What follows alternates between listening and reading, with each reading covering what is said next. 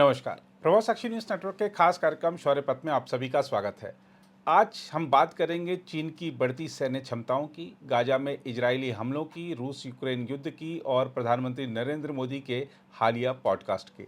इन सब मुद्दों पर हमारे साथ बातचीत के लिए उपस्थित हैं ब्रिगेडियर श्री DS त्रिपाठी जी, सेवानिवृत्त। सर, कार्यक्रम में आपका बहुत बहुत स्वागत है। अभी जो चीन की जो बढ़ती सैन्य क्षमताएं हैं उस पर भारतीय सेनाध्यक्ष का जो बयान आया है, सेना प्रमुख ने कहा है कि चीन के उभरने से ग्लोबल साउथ का स्वाभाविक नेतृत्व करने के भारत के प्रयास बाधित हुए हैं। इसे कैसे देखते हैं सर आप? नहीं जी, देखिए, जो सेनाध्यक्ष थे वो general Bipin Rawat memorial lecture में गए थे, जहाँ पर वो अपनी व्यूज़ दे रहे थे। जी। और नेचुरली इनका अपना व्यू है जो ये देते हैं, ऑफिशियल तो अलग है। जी। जो चीज़ पर उन्होंने जिस पर जोर डाला है वही है ग्लोबल साउथ की लीडरशिप का। जी। और इसमें आपको पता ही है कि ग्लोबल साउथ बिखरा हुआ था जी। काफ़ी, क्योंकि कोई आवाज़ उठाने वाला नहीं था। जी। वर्ल्ड फोरम में वेस्टर्न कंट्रीज थे, या तो उनका ही दबदबा था, उन्हीं की सुनी जाती थी। जी। और अभी भारत ने शुरू किया था उनकी आवाज़ उठाना, अपने साथ उनको आगे लाना हर एक फोरम में। जी। लेकिन जो उन्होंने बात जोर डाला कि इसमें कोई दो राय नहीं है कि चीन देखा जाए तो हर मामले में भारत से तो आगे है। जी। आप ट्रेड में, आप जीडीपी में आइए। जी। हमारा जीडीपी जो 2024 का है, जी। 3.9 ट्रिलियन डॉलर था। जी। जो हम कह रहे हैं कि हम बन जाएंगे आगे चल करके जी। 5 ट्रिलियन और 10 ट्रिलियन डॉलर। बट चीन का 2024 का वो तकरीबन 18.9, या आप ले लीजिए 19 ट्रिलियन डॉलर है। जी। तो इसी में बहुत फ़र्क है। जी। कब हम पहुंचेंगे 6 गुना तकरीबन, आप देख लीजिए करीब 5 गुना ज़्यादा है, 4 गुना 5 गुना। तो एक बहुत बड़ी बात है जी कि हम उस लेवल पर पहुंचने में। दूसरी चीज़, चीन की सैन्य क्षमता की हम काफ़ी बातचीत कर चुके हैं पहले भी जी। आज की तारीख में दुनिया में दूसरी सबसे ज़्यादा उसके पास आर्मी है, काफ़ी एडवांस्ड है। उसके नंबर्स में सिर्फ जाएं तो नेवी दुनिया में सबसे बड़ी है उसकी, अमेरिका से भी बड़ी है। लेकिन टेक्नोलॉजी में अमेरिका आगे है, नेवल वॉरफेयर में टेक्नोलॉजी में आगे है, लेकिन नंबर्स में कम है जी। एयरफोर्स भी इनका काफ़ी आगे है जी। और चाइना ने अब तो बोला है कि 6 जनरेशन 515 और 6 जनरेशन एयरक्राफ्ट उन्होंने बताया कि उस पर डेवलपमेंट कर रहे हैं। हम तो अभी 4 भी मुश्किल है, 4.5 भी जी हमारे पास पहुंचना मुश्किल हो रहा है अभी जी। उनका भी मैं नहीं कहता कि सब कुछ बिल्कुल जो कह रहे हैं वही है। इकॉनमी तो यस, वो तो हर जगह मॉनिटर हो रही है जी। लेकिन 6 जनरेशन में जा रहे हैं एयरक्राफ्ट में, कितना आगे जा रहे हैं। उनकी जो सैन्य क्षमता है हम देख चुके हैं कि है, इक्विपमेंट उनके आगे हैं जी। और सबसे बड़ी जो चीज़ है, उनके पास काफ़ी पैसा है स्पेयर करने के लिए। और आप देखिए कितने ट्रिलियन डॉलर उनके बेल्ट एंड रोड इनिशिएटिव में लगे हैं जी। और वो सिर्फ एक जगह नहीं है, एशिया में है, यूरोप में है, अफ्रीका में पहुंच चुके हैं वो जी। तो वो आगे बढ़ते जा रहे हैं। मैन्युफैक्चरिंग इकॉनमी सबसे बड़ी है उनकी जी, उसको लेके वो चल रहे हैं जी। अब उन्होंने जोर डाल रहे हैं कि मैन्युफैक्चर जितना वो कर रहे हैं उतना बाहर तो जा नहीं रहा है जी। तो इस साल उन्होंने बोला कि अब कंजम्पशन इकॉनमी भी उसको अपना आगे बढ़ाएंगे, मतलब लोगों को मौका देंगे कंजम्पशन का जी। और सबसे पहले वो बच्चों के उसमें चल रहे हैं, कई चीज़ें उन्होंने प्राइसेस कम कर रहे हैं। बच्चों के चाहे खिलौनों से लेके बाकी जो भी चीज़ें लीजिए वहाँ से स्टार्ट कर रहे हैं वो, कि उसमें इंसेंटिव्स देंगे लोगों को, कि लोग कंज्यूम करें जो चीज़ें प्रोड्यूस हो रही हैं। क्योंकि अभी तक वो काफ़ी सब्सिडीज दे करके बाहर भेज रहे थे जी। और इकॉनमी जैसे अब उन्होंने इस साल लक्ष्य रखा है 4% का जी ग्रो करने का। लेकिन इसमें कोई दो राय नहीं है कि इस मामले में चीन तो आगे है, वो हमें मानना पड़ेगा जी। क्योंकि हमारा आप देखिए बैलेंस ऑफ ट्रेड जी उसके फेवर में है मैक्सिमम जी। लेकिन 2-3 चीज़ें हैं जिसमें जो काफ़ी महत्वपूर्ण हैं। एक है, अगर आप सैन्य क्षमता की बात करते हैं तो इक्विपमेंट भारत आत्मनिर्भरता की तरफ जो बढ़ रहा है जी, उससे फ़ायदा होगा, लेकिन समय बहुत लग रहा है उसमें। बिल्कुल। आप समझिए कि हमारे पास एयरक्राफ्ट अपने जो आने चाहिए थे वो नहीं आ रहे हैं। जी, 2 साल से ऊपर हो गया। जो एयरक्राफ्ट बनने थे, जो हमारी नेवल वेसल्स बननी थी, आप हमारी राइफल्स ले लीजिए, एम्यूनिशन ले लीजिए, रॉकेट्स ले लीजिए, हर एक में हम आगे तो बढ़ रहे हैं, आगे बढ़ रहे हैं, सब कुछ हम लेके चल रहे हैं, लेकिन जिस टाइम फ्रेम में हमारे पास आना चाहिए वो नहीं हो रहा है। जी, तो ये एक कमी है जिसको दूर करने में सब लगे हुए हैं। लेकिन हाँ, कमी नहीं है, वो है जो इन्होंने जनरल बिपिन रावत ने बताया कि भारतीय सेना का जो जो जो उनकी खुद की क्षमता है, जो जोश है, जो काम करने की जो स्ट्रेटजी है, उसमें कोई कमी नहीं है। जी, तो वो चीज़ हमेशा है और वो तो 2 कदम आगे ही रहेगी इसमें। लेकिन जहाँ तक ग्लोबल साउथ का है, देखिए ये हमको मानना पड़ेगा कि चीन उसमें ज़्यादा आगे बढ़ रहा है। जी। अपने अगल बगल में देखिए हमारे, चाहे आप नेपाल लीजिए, मालदीव्स लीजिए, आप बांग्लादेश लीजिए, म्यांमार, हर जगह, पाकिस्तान तो है ही है, वो उनके साथ मिल रहा है, जी, उनके साथ ट्रीटीज़ भी कर रहा है। बीआरआई तो अलग की बात है, वो तो है ही, जी, सैन्य क्षमता के लिए भी कर रहा है। पाकिस्तान में देख लीजिए, ग्वादार ले लिया उसने, वहाँ एक बेस उसको मिल जाएगा अब। जी, जो बेस उसके पास इंडियन ओशन में वहाँ था ही नहीं, जी, पोर्ट तो कहने के लिए, उसकी नेवल फैसिलिटी जो वहाँ आ जाएंगी, वहाँ से वो इंटरसेप्शन से लेकर के इंट गैदरिंग काफ़ी कर सकता है। जी, तो ऐसी चीज़ें क्षमता देख करके वो अपना बढ़ा रहा है और इस मामले में ज़रूर वो आगे बढ़ रहा है। दूसरी इसके साथ देखिए, उसके पास जो सबसे बड़ी चीज़ हमने कहा कि जो उसकी इंडस्ट्री है वो हर एक चीज़ प्रोड्यूस कर रही है जी, और कई देशों को उसने डिपेंडेंट बना रखा है। आप आज बैटरी की बात कीजिए, चाहे इलेक्ट्रिक व्हीकल्स के लिए, किसी चीज़ के लिए है, बैटरी में लार्जेस्ट प्रोड्यूसर तो आज चीन है। जी, और अफ्रीकी देशों में देखिए उसने कितना पैर फैला रखा है, माइनिंग से लेकर के वहाँ पर आप ग्रेफाइट से लेकर हर एक उसकी इतनी कंपनीज हैं, इतनी ज़्यादा समझौता कर रखा है कई देशों के साथ, और उन देशों को अब लग रहा है कि ये तो इनकी सारा जो रॉ मटेरियल और रेयर अर्थ हैं वो ले जा रहा है। जी, लेकिन उसने कर तो रखा है, जी, हम इतने आगे नहीं पहुंच पाए हैं। और आप याद कीजिए कि जनरल अपना सेनाध्यक्ष ने, उन्होंने, जनरल द्विवेदी ने जोर डाला है कि भारत को अफ्रीका में बढ़ाना चाहिए अपना जी, वर्चस्व। जी, इसीलिए, क्योंकि हैपनिंग अगर कोई जगह है जहां पर कुछ हो सकता है वो अफ्रीका है। जी, हर एक तरह, चाहे इकॉनमी लीजिए, चाहे वहाँ मैन पावर लीजिए, चाहे वहाँ आप सुरक्षा की दृष्टि से जाइए, वहाँ पर कई जगह हैं, कमियां हैं जहाँ की भारत जा करके वहाँ आगे बढ़ सकता है, मदद कर सकता है। जी, अब जहाँ भारत का है, देखिए इकॉनमी में हम काफ़ी आगे हैं, लेकिन अगेन मैं कहूँगा कंपेयर करेंगे तो नहीं है, जी, लेकिन फिर भी अपने इकॉनमी के साथ हम इन देशों में, बाकी जगह पर जो ग्लोबल साउथ है उनकी मदद कर सकते हैं। जी, उसके साथ ही हम आईटी में, इलेक्ट्रॉनिक्स में काफ़ी आगे हैं। जी, ये चीन भी मानता है, चीन भी यही कहता है कि इलेक्ट्रॉनिक्स और आईटी में भारत काफ़ी आगे है। जी, तो वो भी चाहता है कि भारत मदद करे, उसकी साथ में है।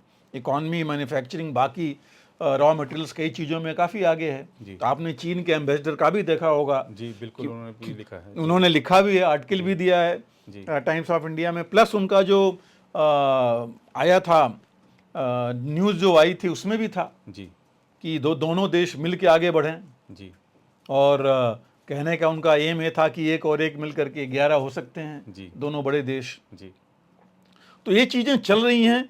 लेकिन देखिए जो हम रक्षा नीति की अगर बात करें तो चीन का तो बहुत बड़ा क्लियर कर दिया उन्होंने।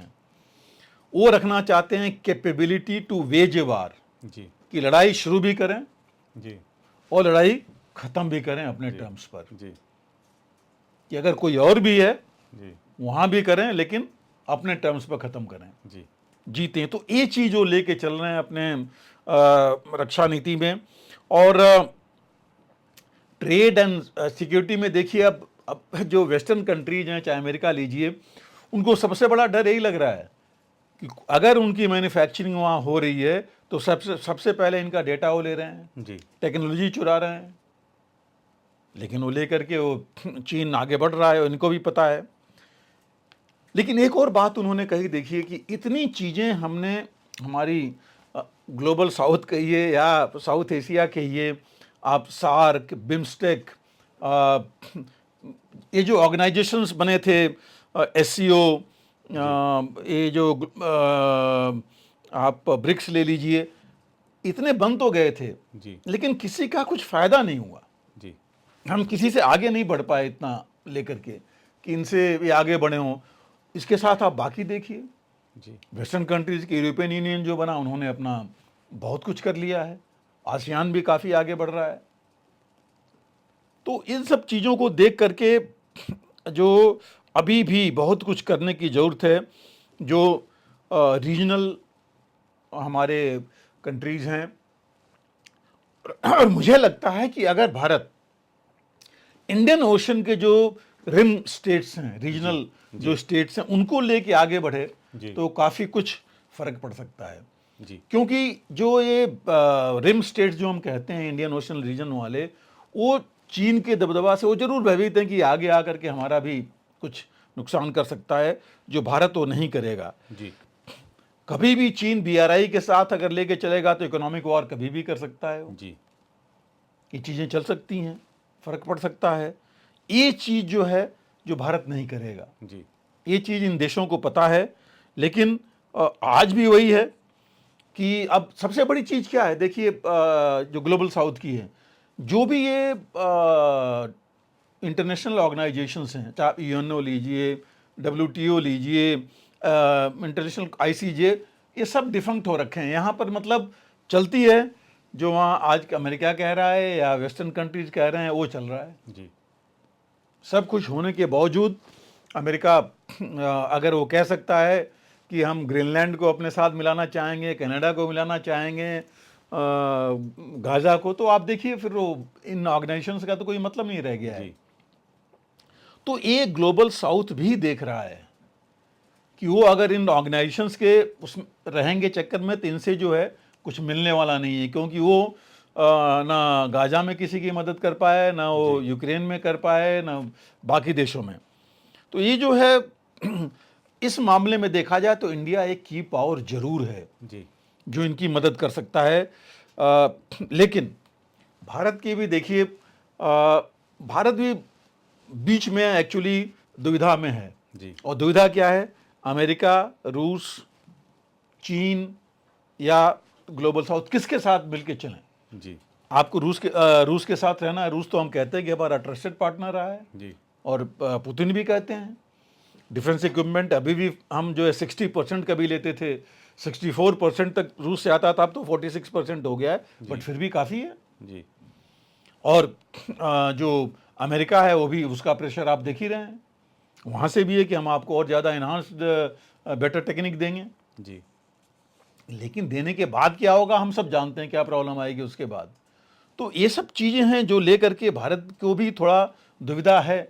और ये दुविधा बाकी देश भी देख रहे हैं, या तो इंडिपेंडेंट चले, दोनों के बीच में चलना ये थोड़ी सी है, जो अभी जब क्लियर हो जाएगी तब शायद ये देश भी हमारे साथ आएंगे। जी, क्योंकि भारत में भी देखिए, हमारे भी लोग ये भी देख रहे हैं, इन्होंने भी बोला, जनरल द्विवेदी ने भी ये बताया है कि जो टू फ्रंट वॉर की हम बात कर रहे थे, चीन के साथ और पाकिस्तान मिला करके, ये रियलिटी हो, कहते हैं कोई डिस्कशन की चीज़ नहीं है। जी, ये एक वास्तविकता है जिसको हमको समझना पड़ेगा जी, और उसके लिए तैयारी करनी पड़ेगी। जी, तो और ये इतना आसान भी नहीं है तैयारी करना। जी, तो उन्होंने इसीलिए कहा कि अगर पावर प्ले होगा, वर्ल्ड पावर्स का अगर कुछ होगा, अब देखिए अरब कंट्रीज में देख लिया हमने क्या हाल है, और ख़त्म भी नहीं होना है, वो चलेगा। हम लोग ने तो पहले से कहते रहे हैं, जी, चाहे वो संधि होनी थी, जो भी होना था वो चलेगा। जी, यूरोप भी ऐसे ही रहेगा।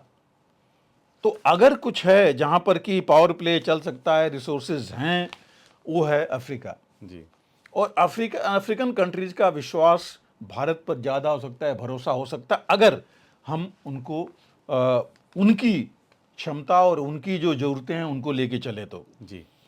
और अब आप देखिए, चीन के बात अगर हम कर रहे हैं तो चीन के साथ क्या हम विश्वास कर सकते हैं?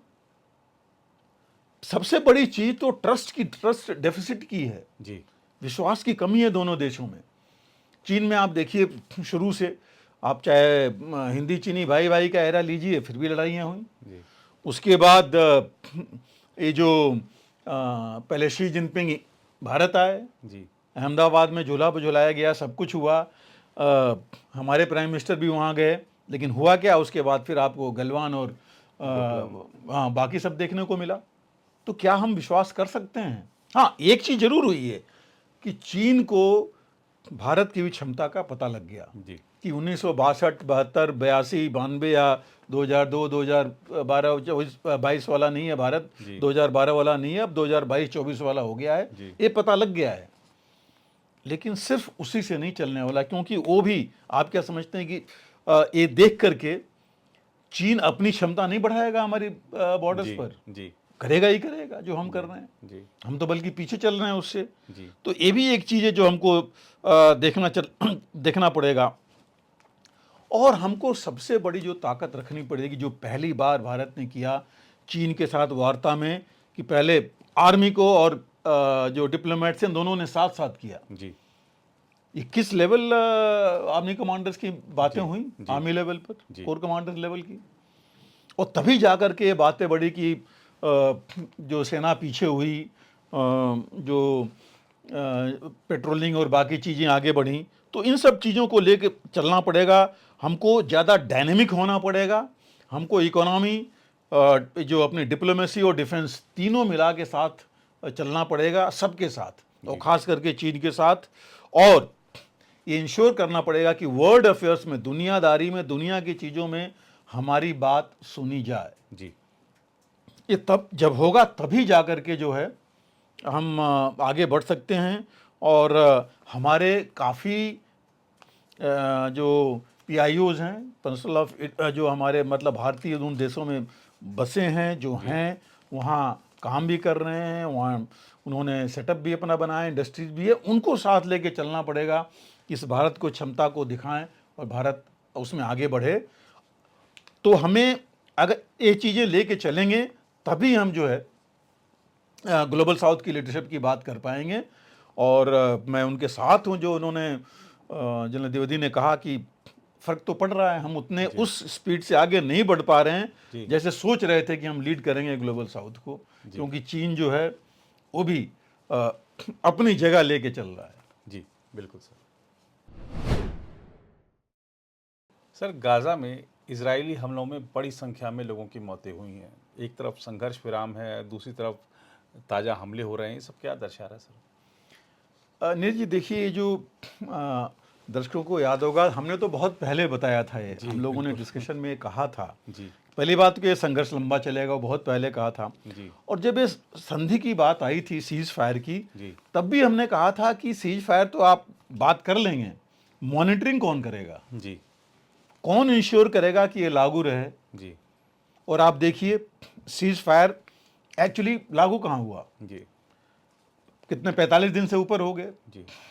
जनवरी में लागू हुआ था, तकरीबन 2 महीने हो गए। जी। 45 दिन का पहला फेज 1 था, उसके बाद फेज 2 होना था। फेज 1 में इन्होंने तकरीबन 33 या 38 के आसपास हॉस्टेजेस को एक्सचेंज किया। 2000 के आसपास पैलेस्टीनियन प्रिजनर्स को इजराइल ने वापस किया।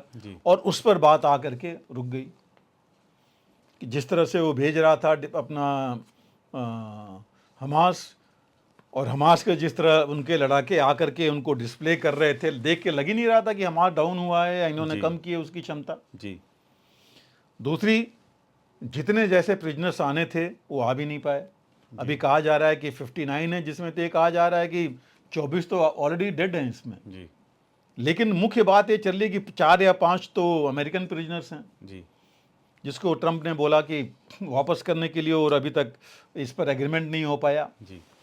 और ट्रंप के आने के बाद एक तो ये ट्रंप का जो प्लान था कि गाजा जो है खाली होना चाहिए जी, वो कोई नहीं एग्री कर रहा है जी, तो। और इनके बीच की जो बात हुई, ट्रंप और जेलेंस्की तो गए ही थे, उसके बाद इनकी बात होती रही है और उसके बाद से इजराइल और एग्रेसिव हो गया है। जी, इजराइल का कहना था कि वो जो है इनके ऊपर कर रहे हैं, जो हमास के लड़ाके हैं जो इकट्ठे हो रहे हैं। जी, अब आप देखिए 17 तारीख को जो इन्होंने फायर किया, कहा जा रहा है कि पिछले 3 महीनों जनवरी के बाद ये सबसे बड़ा हमला हुआ है जी, और सीज फायर के टाइम में है। सबसे बड़ा हमला गिने हुए हैं कि 404 या 405 मारे गए, जी, जबकि हैं इससे ज़्यादा। जी। और मैं एक खबर देख रहा था कि व्हाइट हाउस ने कहा है कि हमसे कंसल्ट कर लिया गया था इस बारे बिल्कुल वही मैं आ रहा था, ये तो बड़ा क्लियर बोला उन्होंने में। जी, कि हमको पहले उन्होंने बता दिया था, जी, जबकि पहले जो बाइडेन के टाइम वो कहते थे कि हमें नहीं बताया, हमें बाद में पता लगा। जी। यहाँ बड़ा साफ था कि हमसे उन्होंने बता दिया। जी, और इनमें जो 405 जो इन्होंने बोला है उसमें 5 तो इनके मेन लीडर्स हैं। जी, एक डिप्टी प्राइम मिनिस्टर था जो हमास का, जी, हमास की गवर्नमेंट थी, वो मारा गया। जी, इनका एक सिक्योरिटी चीफ था, वो मारा गया।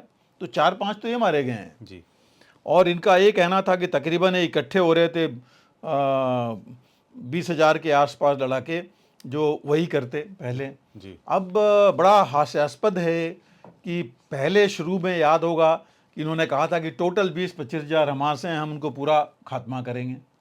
उन्होंने कहा भी था कि तकरीबन 12-15 हज़ार उनको मार गिराया है, कुछ ही रह गए हैं। अब दोबारा कहाँ से आ गए? जी, हालांकि इजराइल ने तो बोला था, नेतन्याहू ने कहा था कि ये टाइम मिलेगा तो ये लोग इकट्ठे होंगे, हथियार इकट्ठा करेंगे, और ये लोग वहीं मॉनिटरिंग कर रहे थे। तो ये थोड़ी सी कुछ चीज़ें हैं जो कि बहुत ज़्यादा नहीं समझ में आ रहा है कि इन्होंने इतना बड़ा हमला किस वजह से किया वहाँ पर। और दोनों एक दूसरे को ब्लेम कर रहे हैं कि जेलेंस्की अपना नेतन्याहू कह रहे हैं कि हमास ने जो है वो अपने बातें जो जिस पर एग्रीमेंट हुआ था उस पर लेके आगे नहीं बढ़ा, सब कुछ नहीं किया। हमास इनको ब्लेम कर रहा है। तो ये जो चीज़ें हैं ये बीच में दरार ला रही हैं। पार्ट 2 जो होना था, नेगोशिएशन आगे बढ़ने थे, वो आगे बढ़ नहीं पा रहा है। हालांकि मीटिंग हो रही थी कतर में, दोनों की तरफ से डेलीगेशन पहुंच गई थी। बीच में तो यहाँ तक बात आई थी कि अमेरिका बैक चैनल में अमेरिका के कुछ लोग जाएंगे जो कि हमास से डायरेक्ट बात करेंगे। जी, लेकिन जब ये न्यूज़ में आ गया तो उसके बाद इसका उन्होंने खंडन किया कि हम डायरेक्ट बात नहीं करेंगे। जी, तो ये सब चल रहा था, उसके बावजूद जो है ऐसी घटना होना, ये मतलब सीज फायर की बात आती है कि फिर सीज फायर हुआ क्यों? जी, क्योंकि उससे तो कुछ मिल नहीं रहा है, कुछ भी नहीं हो रहा है। एड भी बंद कर दिया था नेतन्याहू ने वहाँ पर। जी, बाकी बेसिक्स तो है ही नहीं है जो ज़रूर पैलेस्टीनियंस कुछ वापस आने लगे थे। तो ये जो है, हालांकि सारे अरब देशों ने इसको क्रिटिसाइज़ किया है, कुछ यूरोप के भी देशों ने, टर्की ने ये बोला है, लेकिन कोई फ़र्क उससे पड़ नहीं रहा है। जी, और जो इनके मीडिएटर्स की अभी मीटिंग हुई है उसमें भी बात आगे नहीं बढ़ पा रही है, क्योंकि यूएस के, अमेरिका के बैकग्राउंड में बातचीत चल रही है, तो इंटरेस्ट नेचुरली वहाँ से ज़्यादा हैं। जी, और अभी हुतीस के अगेंस्ट भी उन्होंने कार्रवाई की थी। तो ये सारी एक साथ चल रही हैं। और इजराइल का यही कहना है कि हम तो टेरर टारगेट्स को उनके ऊपर जो है अटैक कर रहे हैं। तो मतलब इतने दिन में अगर 9 महीने में 10 महीने में टेरर टारगेट्स नहीं ख़त्म हो पाए, 10 महीने नहीं तो अक्टूबर से दीजिए, अभी 15 महीने होने वाले हैं। जी, जी, तो फिर अभी तक हासिल किया हुआ है, इस पर भी प्रश्न चिन्ह खड़ा होता है कि क्यों जो है नहीं कर पाए हैं। और अभी तक देखिए, देखा जाए ऑफिशियली तो ये बोल रहे हैं कि करीब 68,000 लोग मारे गए हैं, लेकिन ये तो काउंटेड हैं, जो अभी तक नहीं निकले हैं, जिनका कुछ पता ही नहीं है। अनकन्फर्म्ड रिपोर्ट्स कहती हैं कि 2 लाख से ज़्यादा पैलेस्टीनियंस मारे गए हैं। जी, 4 लाख तो कन्फर्म्ड घायल हैं, जबकि बाकी कह रहे हैं कि 7 लाख के आसपास हैं। तो बचा क्या है, मतलब चीज़ें रह क्या जाएंगी वहाँ पर। और प्रॉब्लम एरिया ये आ रही है, इनका ये कहना है, अमेरिका का कहना है कि हमास जो अभी एक इम्प्रैक्टिकल डिमांड्स मांग कह रहा है, जी। जो चीज़ें कह रहा है जो होनी चाहिए वो प्रैक्टिकल नहीं है, क्योंकि वो गवर्नमेंट की भी बात कर रहा है, अपने इलाके की बात कर रहा है, उसको फ्रीडम चाहिए। तो ये सब चीज़ें हैं जो कि पहले से बात नहीं हो पाई हैं। और जो होस्टेजेज हैं, मुझे लगता है जैसे हम पहले भी कह रहे थे, सारे होस्टेजेज सिर्फ हमास के पास तो नहीं है जी। 2-4 तो बाकी ग्रुप्स के पास भी होंगे, जो कि अभी आ नहीं रहा है जी। अभी तक कंप्लीट डेटा नहीं मिल पाया है। जी। तो ये भी चीज़ें जो इसके साथ चल रही हैं। तो ये जो विश्वास, सीज फायर तो हो गया था, लेकिन जो विश्वास होना चाहिए आपसी वो हुआ नहीं, जी। मॉनिटरिंग हुई नहीं, तो इसलिए ये चीज़ आगे नहीं बढ़ पाई। और अभी इजराइल ने बोला है कि और ज़्यादा डेडली अटैक्स इनसे करेंगे वो। जी। अगर ये होगा तो फिर ईरान, चाहे जो बाकी अरब स्टेट्स हैं या नेबरिंग जो कतर से लेके इजिप्ट से लेके जॉर्डन, फिर उनकी क्या बात रह जाएगी। जी। तो अभी एक कहा जा रहा है कि इजराइल ने तो पहले ही वो कर लिया था लड़ाई शुरू करने का। और इसके साथ साथ देखिए कि अभी जो इनके डिफेंस मिनिस्टर बेन गुइर जो पहले छोड़ के चले गए थे, जी। जो राइट विंग वाले थे इनके, वो दोबारा वापस आ रहे हैं, वो कैबिनेट ज्वाइन करना चाहते हैं कि हाँ अब जो है सही एक्शन हो रहा है। जी। तो मतलब ये कुछ चीज़ें हैं जो कि ये बड़ा मुश्किल लग रहा है। और ये मुश्किल मतलब फिर प्रश्न चिन्ह आता है कि क्या ट्रंप फेल हो गए हैं इस जो शांति प्रक्रिया शुरू की थी कि सीज फायर ऐसे होगा, जी। उसमें क्या वो नाकाम रहे हैं? क्योंकि अगर ऐसी चीज़ हो रही है दोबारा तो इसका मतलब तो यही हुआ बिल्कुल कि वो शांति प्रक्रिया तो कुछ आगे बढ़ नहीं रही है, कहने के लिए है। और शांति तभी आएगी जब हमास को भी राजी करेंगे। जी। देखिए, हम लोग कहते रहे हैं कि हमास एक आदमी तो नहीं है, एक फौज नहीं है, एक कोई पार्टी नहीं है, एक आइडियोलॉजी है। जी। और उस आइडियोलॉजी में लोग जुड़ते जाएंगे तो फिर इतना आसान नहीं होगा इनको। और उनसे अगर नहीं बात करेंगे तो चीज़ें चलेगी ही नहीं, आगे कैसे बढ़ेगा। दूसरी चीज़, अगर हमास एग्री भी कर जाता है तो फिर बात वही आएगी एरिया पर, गाज़ा में, वेस्ट बैंक, कौन गवर्न करेगा। जी। तो ये सब चीज़ें हैं जिन पर बात करना ज़रूरी है। और अगर शांति प्रक्रिया नहीं आगे बढ़ेगी फिर तो ये अशांति की प्रक्रिया आगे बढ़ेगी। तो ये ज़रूरी है कि ट्रंप एडमिनिस्ट्रेशन थोड़ा सा जो उन्होंने जो सोच के चले थे कि हाँ शांति स्थापित कर रहे हैं, आई थिंक उनके आने के एक दिन पहले 20 जनवरी को टेक ओवर किया, 19 को जो है ये आया था शांति प्रक्रिया का, लेकिन हुआ कुछ नहीं, आगे नहीं बढ़ पाई। जी। तो उसमें अभी बहुत कुछ करने की ज़रूरत है, सबको साथ लेके चलने की ज़रूरत है, अरब देशों को लेके चलने की ज़रूरत है, और ये चीज़ लेकर के इजराइल को भी कंट्रोल करने की ज़रूरत है कि हर एक चीज़ जो इफ़ेक्ट करती हैं रीजन को, उनको और पैलेस्टीनियन कंट्रीज़ को, उसको लेके चलें। और मेजर इशू है जो कि ट्रंप कह रहे हैं कि गाज़ा खाली होना चाहिए, और बाकी सारी दुनिया कह रही कि नहीं, पैलेस्टीनियंस को राइट है एज ए स्टेट रहने का। जी। यूरोप भी यही कह रहा है, तो ये भी देखना पड़ेगा। जी बिल्कुल सर, रूसी राष्ट्रपति व्लादिमीर पुतिन और अमेरिकी राष्ट्रपति डोनाल्ड ट्रंप के बीच 2 घंटे तक फ़ोन पर बातचीत हुई। लोगों को बड़ी उम्मीदें थी कि कुछ लगता है बड़ा समाधान निकलेगा, लेकिन जो चीज़ें सामने आई हैं उसको देखकर आपको लगता है कि ये रूस यूक्रेन युद्ध संघर्ष विराम की दिशा में आगे बढ़ रहा है, या कुछ अभी भी नया खेल है, पिक्चर अभी बाकी है? बिल्कुल सही कहा आपने, 2 घंटे की बात हुई और जो चीज़ें सामने आ रही हैं जी। उसमें लग रहा है कि यूक्रेन और इसके पर कम और आपसी संबंध बढ़ाने पर अपने इंटरेस्ट की बात ज़्यादा हो रही है। जी। ओवरऑल अगर आप देखें, जी। आप दोनों तरफ से देख लीजिए, जो इनके प्रेस रिलीज आई है जी। अमेरिका से भी, मतलब वाशिंगटन में, और जो मॉस्को की भी आई है उसमें भी यही है जी। और इसके ऊपर बहुत कम है। सिर्फ एक पॉइंट आ रहा है कि 30 दिन के लिए सिर्फ एनर्जी सेक्टर पर अटैक नहीं करने के लिए पुतिन राजी हो गए हैं। जी। लेकिन हम थोड़ा बाद में देखेंगे, मैं पहले ग्राउंड सिचुएशन की बात देखना चाहता हूँ। जी। अगर हम ग्राउंड सिचुएशन देखें तो देखिए, आज की हम लोग पहले से कह रहे हैं कि ट्रंप के आने के बाद ही पुतिन जानते थे कि ये बात कभी न कभी होगी जी। और उन्होंने इसीलिए अपने ग्राउंड अटैक काफ़ी बढ़ा दिए थे जी। और अभी भी जो उन्होंने 20% कब्जा किया है उसमें 2-3 शहर जो बहुत नज़दीक उसके पहुंच गए हैं, चाहे वो खार्किव, खेरसॉन है, पोक्रोस्क है, मतलब ज़ैपोरिज़िया है, डोनेस्क रीजन जितना है, और निप्रो रिवर, जी उस पर वो बेस अपना मजबूत करना चाहते हैं। जी क्योंकि वहाँ वो रहेंगे तो पूरे जो है यूरोप को वो उनके ऊपर नज़र रख सकते हैं। जी दूसरा, अभी वो टारगेट किए ही जा रहे हैं। जी इनके रेजिडेंशियल एरियाज, इंफ्रास्ट्रक्चर है, एनर्जी सेक्टर है, और वही हालत है। देखिए आज की यूक्रेन का 50% पॉपुलेशन तो ऐसे ही गायब है, पता ही नहीं है। जी सोल्जर्स इनके मरे जा रहे हैं, सरेंडर किए जा रहे हैं।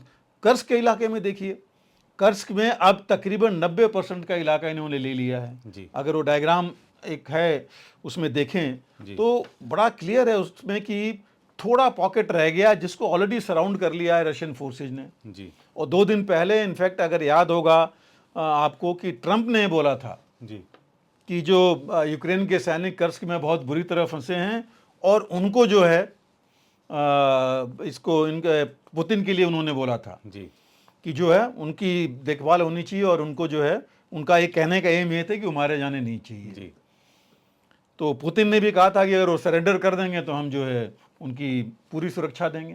जी तो वहाँ पर चल रहा है। और ये देखिए, कर्स्क तो ऐसा था, अगस्त 2024 में यूक्रेन ने जब वहाँ हमला किया 1100 के किलोमीटर के आसपास के एरिया में, तो लगा कि बहुत बड़ा ब्रेक है।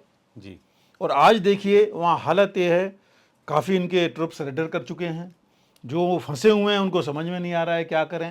जी काफ़ी इक्विपमेंट, टैंक्स हैं, आर्मर्ड पर्सनल कैरियर्स हैं, इनकी गन्स हैं, रॉकेट्स हैं, वो सारे फंसे हुए हैं वेस्टर्न, और ये सब रूस के कब्जे में हैं। जी तो ये जो है वहाँ की हालत है।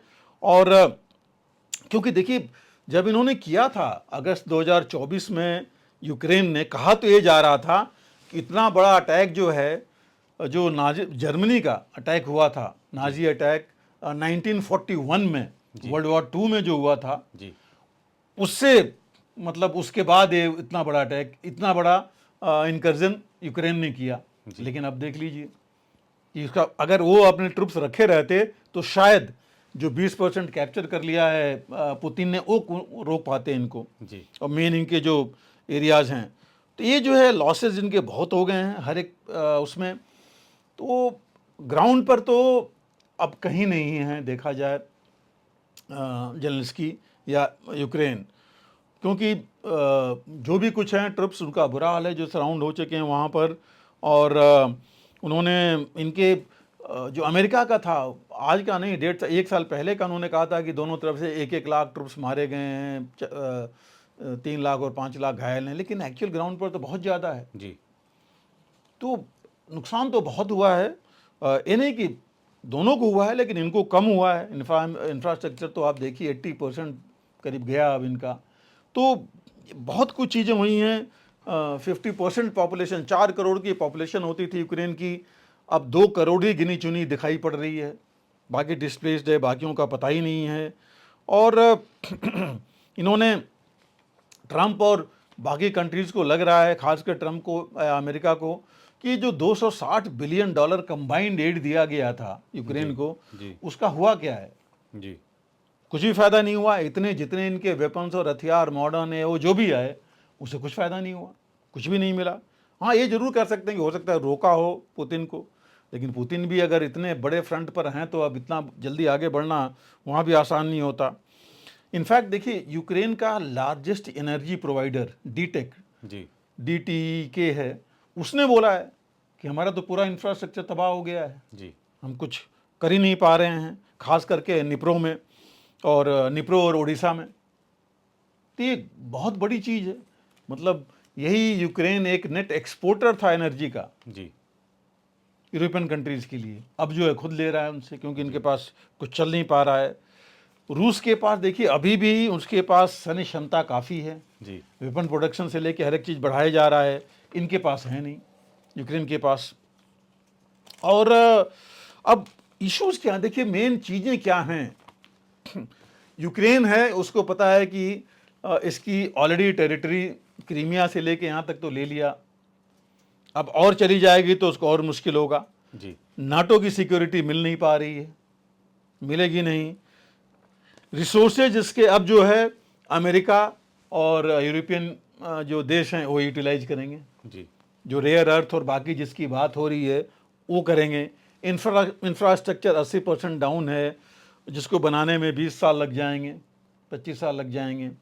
इनके पॉपुलेशन का पता नहीं है, तो इनके पास तो है नहीं कुछ, जी। करेंगे क्या? तभी तो बोला था इन्होंने अपना जेलेंस्की ने कि मैं तो रिजाइन करने के लिए तैयार हूँ अगर पीस प्रिवेल हो जाए। उनको चाहिए लास्टिंग पीस, परमानेंट पीस। जो बात हो रही है अभी टेम्परेरी सीज फायर की बात हो रही है। जी। दूसरा, रूस को देखिए, रूस ने को टेरिटरी तो मिल गई है, वो लेके रहेगा। और उसको चाहिए, जिन्होंने पहले बोला था, पुतिन ने अभी भी बोला है आयरन क्लैड सिक्योरिटी चाहिए, इन द सेंस नाटो हमारे साथ नहीं आएगा। इसकी सैन्य क्षमता जो है वो आगे नहीं होनी चाहिए, इतनी बढ़नी नहीं चाहिए यूक्रेन की। वो ये लेके चल रहे हैं कि जो 2022 में अंकारा में, टर्की में जो बातचीत हुई थी दोनों डेलीगेशंस की, जी। वो होना चाहिए। जी। जिससे कि बाद में जेलेंस्की उससे बाहर आ गए थे, उन्होंने एग्री नहीं किया था, पहले वो एग्रीड थे। और इकोनॉमिक सैंक्शंस हटने चाहिए, ये चीज़। अब इस ट्रंप और पुतिन बातचीत से पहले देखिए काफ़ी मीटिंग्स हुई हैं इनकी। जेद्दा में मीटिंग हुई, बीच में इनके होते रहे। इनके जो इंटरलॉकुटर थे जनरल केत के लोग, वो भी गए, आए गए वहाँ पर। और अभी जो है ट्रंप जो है आने से पहले और बाद में भी कोशिश करते रहे हैं पूरा कि यहाँ पर कुछ न कुछ कैसे सीज फायर किया जाए या शांति स्थापित की जाए। हालांकि पूरी डिटेल्स क्लियर नहीं है, लेकिन देखिए बातचीत तो हुई है। और जो पीस टॉक्स की बात हुई, जिसमें 2 घंटे की बात हुई, पूरी चीज़ हमेशा बाहर नहीं आती, लेकिन इतनी चीज़ जरूर आई है कि भाई इनके बीच में बात हुई है। जी। और टेम्परेरी सीज फायर की बात हुई। जी। Cease fire for 30 days, basically for long range. जी। एनर्जी सेक्टर, इंफ्रास्ट्रक्चर, बिकॉज अब मैक्सिमम डैमेज रूस इन्हीं, कल भी देखिए क्यू पर उसने बहुत बड़ा हमला किया। जी। तो इनको अब सबसे बड़ा डर लग रहा है कि अब इतना होता रहा तो और मुश्किल हो जाएगा। तो लॉन्ग रेंज जो एनर्जी सेक्टर्स हैं या इंफ्रा है, उस पर डैमेज नहीं हो, तो दोनों के लिए है। रूस के ऊपर भी ड्रोन्स जा रहे थे, लेकिन ठीक है, उसका बहुत ज़्यादा नहीं हो रहा था, इनके यहाँ तो हो रहा था। तो एक वो चीज़ आई है सामने, लेकिन जो मुख्य बातें हैं उनका अभी कुछ चीज़ें क्लियर नहीं आई हैं कि अभी। हाँ, एक चीज़ ज़रूर है, कम से कम जो इतने लोग मारे जा रहे थे, सिविलियंस और फौजी, वो भी, उसमें भी कमी आएगी। जी। जो ट्रंप ने ऑलरेडी बोला है कि तो बेताशा बेवकूफ़ी की किलिंग्स हो रही हैं जो नहीं होनी चाहिए। और जो बातचीत में यही आया है कि भाई हम जो है सीज फायर करेंगे 30 दिन के लिए, एनर्जी में और बाकी सेक्टर्स में, मतलब ग्राउंड में नहीं करेंगे फिर। बिकॉज मैंने कहा था पहले भी कि पुतिन जब तक कब्जा नहीं कर लेंगे उस इलाकों को छोड़ना नहीं चाहेंगे। कर्स को पूरी तरह जो भी रह गया है उनका 30-40 किलोमीटर उसको लेना चाहेंगे पूरा, उसके बाद ही बात करेंगे। जी। और उन्होंने ये भी कहा है कि जो परमानेंट सीज फायर क्या है, बातें हैं, बातचीत करेंगे जी, लेकिन लड़ाई पूरी तरह से नहीं रुकेगी नहीं जी। और अभी दूसरी चीज़ जो चाहते थे, जो बातचीत में था, कि जो ब्लैक सी का एरिया है जहाँ से कि मैक्सिमम एक्सपोर्ट्स जाते हैं इनके यूक्रेन के, वो जो है वहाँ भी सीज फायर हो, जो पुतिन ने अभी एग्री नहीं किया है जी। को इनको लगता है कि अगर ये होगा तो उधर से जो है इनके पास और जो हथियार और सामान आएगा यूक्रेन के पास, प्लस वो खुल जाएगा रास्ता यूक्रेन के पास इनकी जो ब्लैक सी फ्लीट है उसमें और क्रीमिया पर जो हमला करने के लिए, इसलिए चाहते नहीं हैं। अमेरिका का इंटरेस्ट सीधा है कि वो वर्ल्ड लीडर रहना चाहता है, इकोनॉमी अपनी देख रहा है जी, और इकोनॉमी उसकी दोनों से फ़ायदा होना है। उसको जो है मिलना है फ़ायदा यूक्रेन से भी, जो रेयर अर्थ और बाकी है, और जो है रूस से भी। आपने देखा पुतिन ने अभी 2 दिन पहले जब वो एक प्रेस कॉन्फ्रेंस में उन्होंने बोला कि यूरोप के लोगों से तो मेरा कोई दुश्मनी नहीं है जी। उन्होंने यहाँ तक कहा कि मैं तो सबसे सस्ता एनर्जी और क्रूड ऑयल दे रहा था इनको, यूरोप को, बाकियों से। जी तो ये इकोनॉमी जो है सबसे पहले आ रही है जी दोनों को मिला के, और दोनों जगह रिसेशन तो है, प्रॉब्लम तो है, अमेरिका में भी है।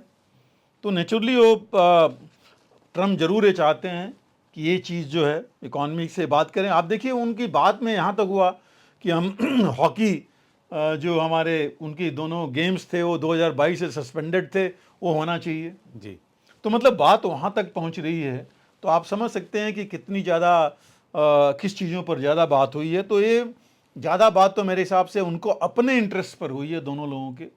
जी और ज़रूर यूक्रेन के बारे में भी सोचा गया है, मैं ही कहूँगा जी पूरा देखने के बाद। जी अब आप आइए, जैसे हम बात करते क्रेमलिन ने क्या बोला है। जी क्रेमलिन से जो मॉस्को से जो रिपोर्ट आई है, उन्होंने बोला है एक बहुत परफेक्ट कॉल थी, जी बहुत अच्छी बातचीत हुई है।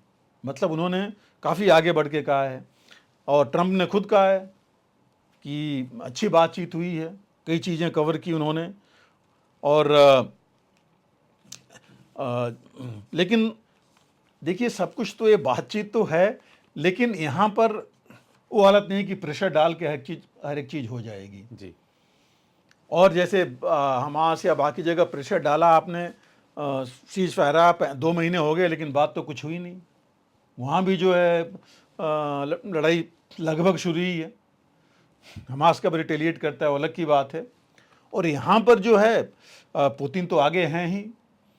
तो ये जो कुछ चीज़ें हैं कि उन्होंने तो यहाँ तक कहा है कि यूक्रेन न्यूट्रल रहना चाहिए। जी उन्होंने ये कहा है कि रशिया जो लोग हैं, रशियन लैंग्वेज है, रशियन कल्चर है, और कुछ जो प्रो रशिया पार्टीज हैं, डेमोक्रेटिक पार्टी जो भी, उनको भी पूरी वहाँ स्वायत्ता मिलनी चाहिए जी कि वो अपनी जो कार्रवाई है करते रहें। तो ये भी चीज़ वो लोग के चले हैं। और डोनेस्क, लुहांस, निप्रो और ये जो मैंने कहा खेरसॉन, ये इलाका पुतिन कभी छोड़ना नहीं चाहेंगे। जी उसमें नाटो कभी नहीं चाहेंगे वो अपने उनके कि आसपास कहीं आए। और ये भी चाहते हैं कि CIA की जो एक्टिविटीज़ वहाँ हैं यूक्रेन में और आसपास, जी और बाकी UK की और जर्मनी की, वो भी जो है वहाँ से हटें। जी ये ऑलरेडी वो बोल चुके हैं जी उनके। तो ये जो चीज़ें हैं, और जो मुझे लगता नहीं कि इतनी जल्दी ये बातें हो पाएगी। और पुतिन भी ये चाहते हैं कि रूस का, रशिया का सुपर पावर स्टेटस वापस आए। जी वो भी ये चाहते हैं, वो भी नहीं छोड़ना चाहेंगे इसको। और कॉम्प्रिहेंसिव सीज फायर या परमानेंट सीज फायर मुझे नहीं लगता कि इतनी जल्दी हो जाएंगे, जब तक कि उन्होंने साफ बोला है कि मिलिट्री और वेपन्स और जो इंट शेयरिंग जो यूक्रेन के साथ हो रही है यूरोपियन यूनियन की और अमेरिका की, वो बंद होनी चाहिए। जी वो भी एक उन्होंने कंडीशन डाला है। तो ये सारी चीज़ें लेके चलेंगे। और क्योंकि देखिए आप अगर इकोनॉमी टर्म्स पर आइए तो अमेरिका और रूस इंटरडिपेंडेंट हैं इकोनॉमी के मामले में। जी पहले हमें पता था कि कितना इनके साथ आपस में इनका था, और वही हालत यूरोपियन यूनियन की भी है रूस के साथ। जी कई चीज़ों के लिए रूस पर डिपेंडेंट थे, जो उनको आजकल बहुत मुश्किल हो रही है। जी तो ये चीज़ें मुझे लगता है कि ये चीज़ ज़्यादा प्ले करेगी इसमें देन यूक्रेन का इंटरेस्ट। जी अभी भी देखिए यूक्रेन तो सामने है नहीं, बातचीत तो सिर्फ इनके बीच में हो रही है। और उनका डर क्या है पुतिन का, टाइम मिल जाएगा तो यूरोपियन यूनियन, नाटो जो इनको दोबारा हथियार और उसकी सप्लाई करेंगे।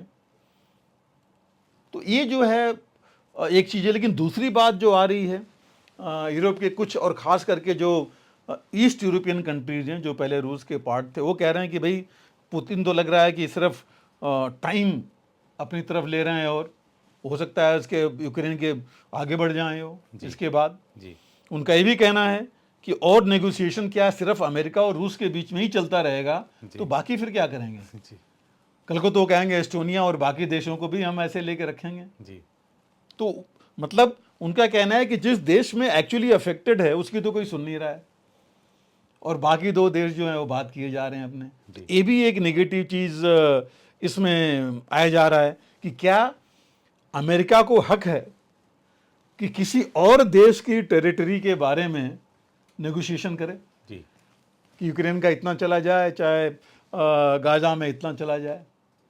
ये चीज़ मतलब एक नई चीज़ है जो कि नेगोशिएशंस में आ रही है, जिसको लेकर के दुनिया के बाकी देश और सशंकित हो रहे हैं इस मामले में इनके ऊपर, और जितने ये छोटे देश हैं खास करके।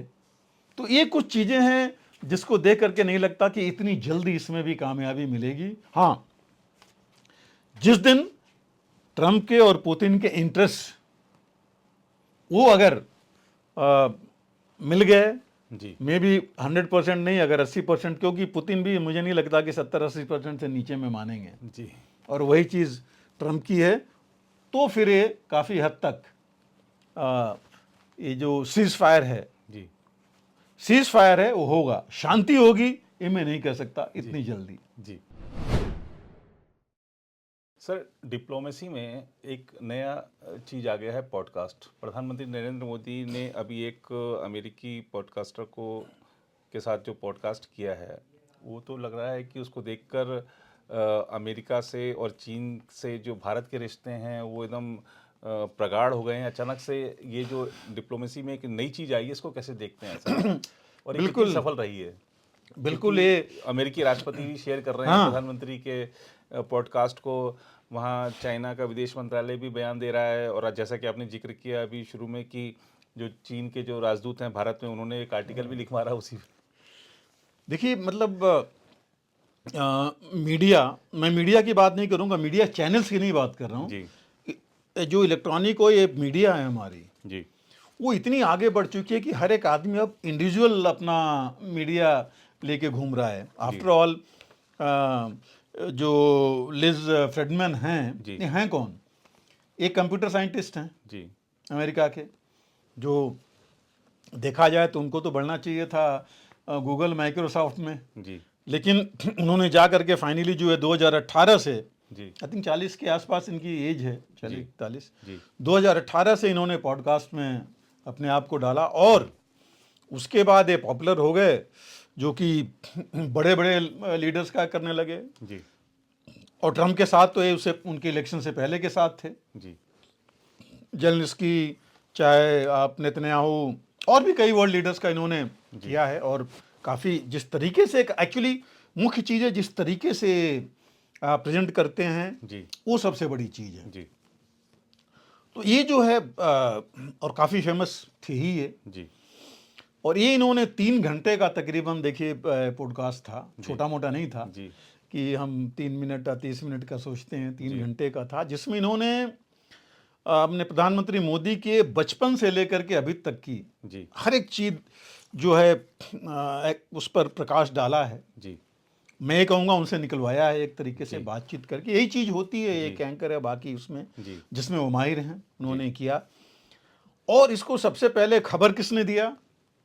ट्रंप ने दिया जी जो ट्रुथ सोशल सोशल। और आप देखिए ट्रुथ सोशल है किसका? जी उसके अगर देखा जाए तो जनक तो ट्रंप ही हैं। जी तो इस तरह से इन चैनल्स पर ये अपने विचार दे रहे हैं। जी और लग ये रहा है देख करके कि जो मेन चैनल मीडिया है जी उस पर शायद, मैं नहीं कहूँगा कि है, लेकिन शायद इन लीडर्स को विश्वास नहीं हो रहा है कि इनकी बातें उस तरह आएंगी। जी और ये इस पर यार आप देखिए, जो ही ये सामने आया, जी within no time 10 lakh लोगों ने इसको व्यू किया। जी तो ये चीज़ तो आगे है, इसमें तो कोई डाउट नहीं है, क्योंकि अगर ये 2 पेज में, 1 पेज में पब्लिश होता जी किसी पेपर में, तो 10 लाख लोग तुरंत नहीं जी इसको लेते या देखते।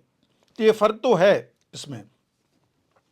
लेकिन देखिए उन्होंने जो इश्यूज डाले हैं, दोस्ती ने ट्रंप की और मोदी जी की, आपको हमको सबको पता है कि जो पर्सनल दोस्ती मीन्स पर्सनल केमिस्ट्री। एक अपॉइंटमेंट की बात अलग होती है जी कि वो वहाँ हेड हैं, यहाँ हेड हैं, लेकिन जो पर्सनल केमिस्ट्री है वही अलग है। जिस तरह हाव भाव होते हैं, जिस तरह बात होती है, जिस तरह देखभाल होती है। और हालांकि उन्होंने सबकी बात की है पॉडकास्ट में, उन्होंने बराक ओबामा के टाइम की भी बात की है और लोगों की बात की है। तो जो केमिस्ट्री थी वो एक अलग है, और हर एक आदमी ऐसी केमिस्ट्री रख नहीं पाता। तो ये तो मानना पड़ेगा कि कुछ न कुछ करिश्मा तो है प्रधानमंत्री मोदी में, और वो भी दूसरी तरफ है, तभी तो एक तरह से ऐसा हो पाया है। और दूसरी चीज़, चीन के साथ जो है देखिए, चीन के साथ अ, अपने प्रधानमंत्री ने तो पूरी कोशिश की थी जी कि चीन के साथ भी शायद केमिस्ट्री बन जाए, आगे बढ़ें और ये चीज़ें नहीं हो, लेकिन वहाँ पर वो केमिस्ट्री नहीं चली। जी चीन के साथ उन्होंने उनको अहमदाबाद में बुलाया, वो झूले पर झुलाया, सारी चीज़ें हुई, वहाँ गए उनके साथ जी कई तरह की टी टेस्टिंग और सब हुआ, जी लेकिन उसके बाद फिर वही हमें गलवान और पोंगजो और बाकी चीज़ें देखने को मिली। जी तो ये कुछ चीज़ें हैं जो कि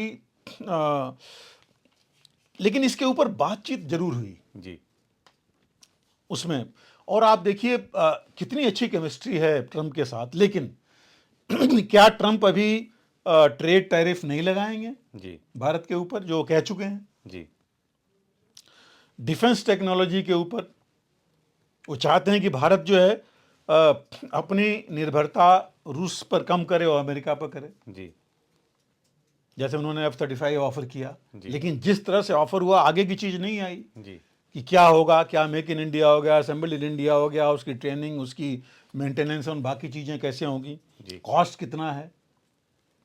तो ये कुछ चीज़ें हैं Su-57 और इसमें बहुत फ़र्क, मतलब कई चीज़ें हैं जी जो अभी भी मैं कहूँगा कि एक तरह कांटा है बीच में। जी दूसरा, वर्ल्ड अफेयर्स में देखिए कितनी केमिस्ट्री हो, लेकिन जितना ट्रंप अपने आप को लेके चल रहे हैं उतना अभी मोदी जी का नहीं है। जी हम ग्लोबल साउथ की भी बात कर रहे थे पहले, जी तो अभी कुछ चीज़ें हैं जो फ़र्क है, लेकिन क्यों है कि ट्रंप को तो एक बना बनाया बेस मिला है अमेरिकन इकोनॉमी का, जी अमेरिकन मिलिट्री का, जी और उनकी अपनी डिप्लोमेसी का, उनकी टीम का। जी। टीम तो अपनी होती है, जी लेकिन इकोनॉमी, जो अर्थव्यवस्था है, जो सैन्य क्षमता है, वो तो आती रहती है। जी वो चीज़, जैसे हमने पहले भी कहा, वो हमको डेवलप करना पड़ेगा जी कि अपनी इकोनॉमी ऐसी इतना स्ट्रांग बनाए, जी 10 ट्रिलियन 15 ट्रिलियन जितनी जल्दी जो बना सकते हैं, जी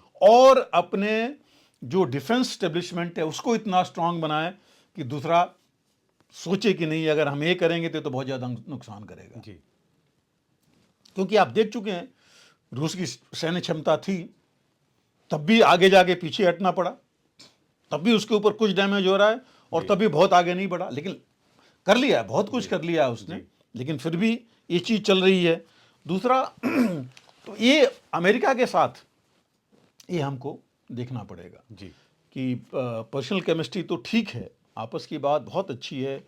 उन्होंने कई बार बोला है ट्रंप ने कि वो लाइक करते हैं, जी बट ट्रंप ने ये भी कहा है कि भारत, इंडियंस जो हैं बहुत टफ नेगोशिएटर हैं जी और बहुत टैरिफ चार्ज कर रहे हैं, जी तो वो भी हमको देखना पड़ेगा, उसको अलग से नहीं लेके चल सकते हैं। जी दूसरी चीज़, जहाँ तक आपने चीन की बात की, चीन के साथ देखिए मामले सुधर तो रहे हैं, इसमें कोई दो राय नहीं है।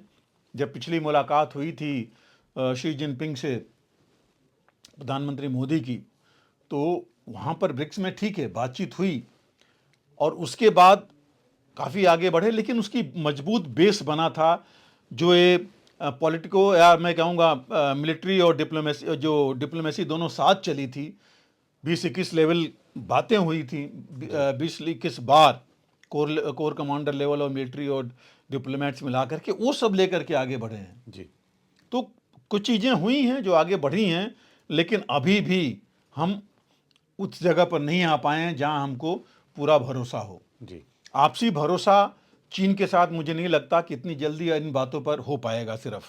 हालांकि प्रधानमंत्री ने यही बोला था कि जो elephant and dragon must dance together, जी मतलब एक साथ मिल के काम करें, और ये बहुत अच्छी प्रतिक्रिया दी है चीन ने भी इसके ऊपर जी कि ये बहुत अच्छी चीज़ है, बहुत अच्छी बात उन्होंने कही है, और हम एक दूसरे को उन्होंने ये भी गिनाया है कि क्षमता किसकी किस में है। जी उन्होंने अपनी मैन्युफैक्चरिंग और रॉ मटेरियल्स बाकी चीज़ों में बताई, भारत की उन्होंने आईटी और इलेक्ट्रॉनिक्स और जो मैन पावर और बाकी चीज़ों में बताई है कि मिल करके चलेंगे तो बहुत कुछ कर सकते हैं। जी हालांकि मोदी जी ने खुद कहा था कि किसी टाइम जो है 50% जीडीपी वर्ल्ड की इन दोनों देशों में थी। जी तो ये कुछ चीज़ें हैं जिनको हम लेके चल सकते हैं, लेकिन बात वही आती है कि क्या हम विश्वास कर पाएंगे जी चीन के ऊपर।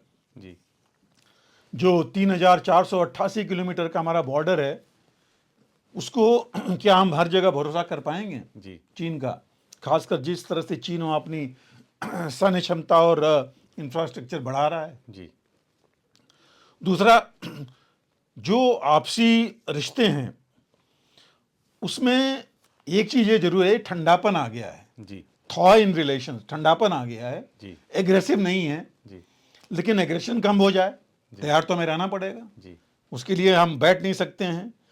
और जो पुरानी कहानी है, देखिए कौटिल्य ने बोला था कि we can't change our neighbour, अपनी नेबर को तो हम बदल नहीं सकते, जी लेकिन उसके साथ कैसे रहना है वो हमें देखना जरूरी है। जी तो चीन के साथ में, चूंकि देखिए दोनों में बहुत फर्क है, अमेरिका और चीन में।